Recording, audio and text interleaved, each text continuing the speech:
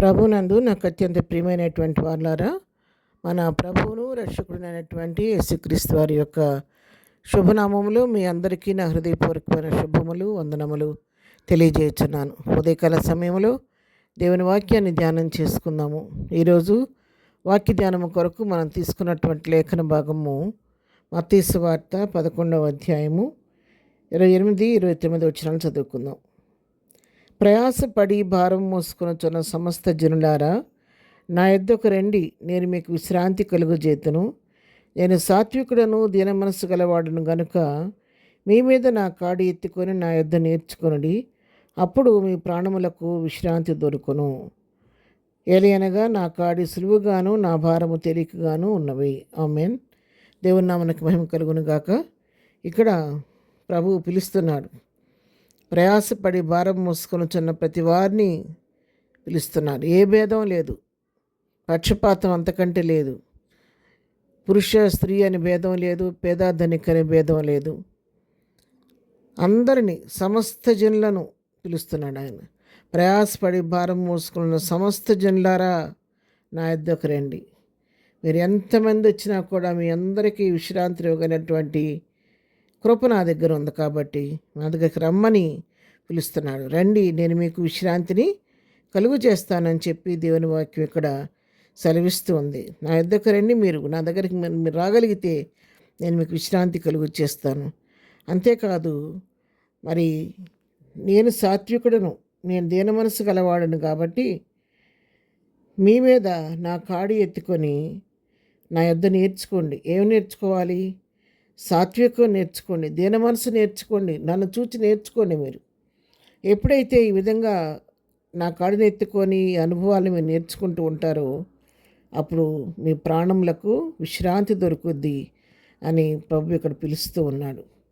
అయితే కాడిని ఎత్తుకోమంటే కాడి నేను మోయగలనా లేదా అని చెప్పి ఆలోచిస్తున్నారేమో. ఒకవేళ నా కాడి సులువుగాను నా భారము తేలికగా ఉన్నవి అని చెప్పని దేవుడు మనకు తెలియచేస్తూ ఉన్నాడు.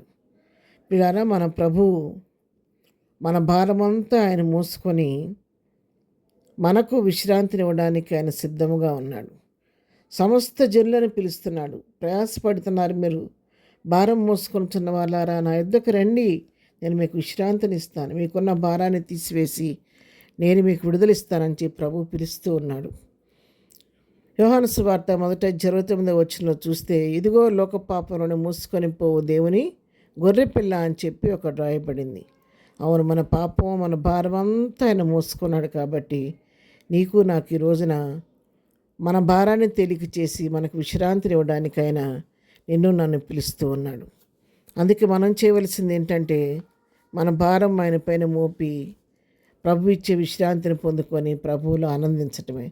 అనుదినము ఆయన మా భారమును భరించుతున్నాడని చెప్పి వాక్యం సెలవిచ్చిన రీతిగా ఆయన మన అనుదినము మన భారాన్ని భరించడానికి సిద్ధంగా ఉన్నాడు. కాబట్టి ఉదయకాలం వాక్యం పెట్టినట్టు నీవు నేను ఏ భారంతో ఉన్నప్పుడు కూడా మన భారాన్ని తిరిగి చేసే దేవుడు పిలుస్తుండగా మన భారాన్ని ఆయనకు అప్పగించి మన ప్రయాసం తనకు అప్పగించి ప్రభువించే విశ్రాంతిని పొందుకొని ప్రభువులో బలపడి ముందుకు సాగవలసిందిగా దేవుని వాక్యం మనం పిలుస్తూ ఉంది.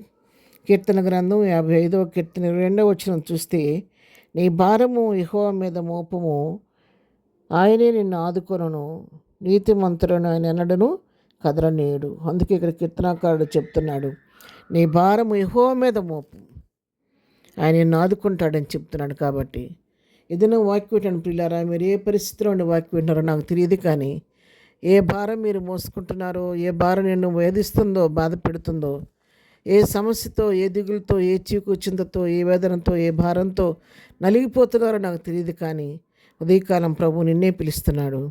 ప్రయాసపడి భారం మోసుకొంచున్న నా కుమారుడా, నా కుమార్తె, నా యొద్దకు రండి, నేను మీకు విశ్రాంతిని ఇస్తానని చెప్పి పిలుస్తుండగా మన ప్రతి భారాన్ని ప్రభు పైన మోపుదాము.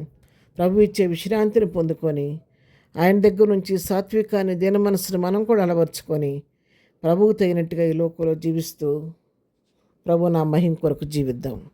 ప్రార్థన. ప్రేమ కలిగిన తండ్రి, పరిశుద్ధుడా, ఉదయకాలం మాకు ఇచ్చినటువంటి శ్రేష్టమైన వాక్య భాగాన్ని బట్టి నీకు వందనాలు.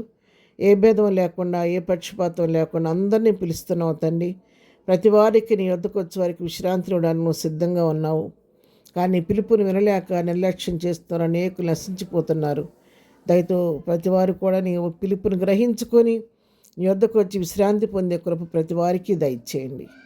ఉదయకాలం మేము చేయ పని పాటలో రాకపోకల్లో క్షేమం దయచేయండి. దినం బర్త్డే మ్యారేజ్లో చేసుకున్న బిడ్డలను దీవించి ఆశీర్దించండి. బలహీనముడు ముట్టి స్వస్థపరచండి. దుఃఖంలో వారిని ఓదార్చండి.